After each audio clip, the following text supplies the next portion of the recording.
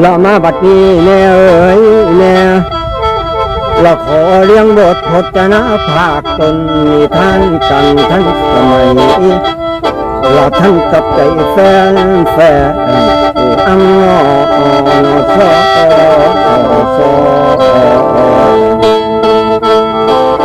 เรามาถึงแล้วหาจังหวัดหามอง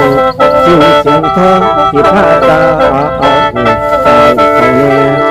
และในนิทานลูกหาแม่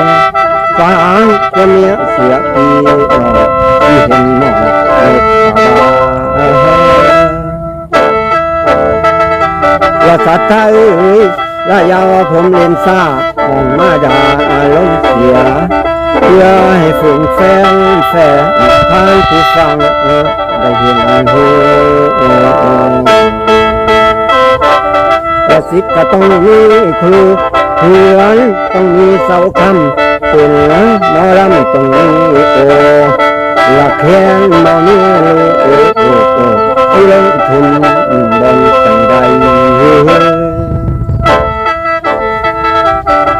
และในตอนนี้ก่อนสิได้ทราบหูมีท่านเหมือนชวนสนุก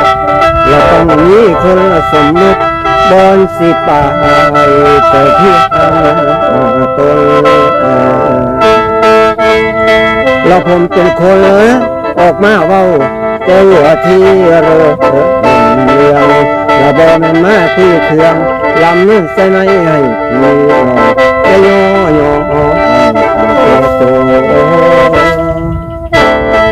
ระบาดที่ขอเอิ้นเฉลยก่อนระบอนกินน้อยทิ้งสถานบอนสิเป็นทางนี้เราสมมุติน้ำไปในเรื่องเสียงมือลงบวชสิบในและน้องสนอแดนไก่เป็นทิ้งน้อยอยู่ยังวังยังทำเมืองแก้วไก่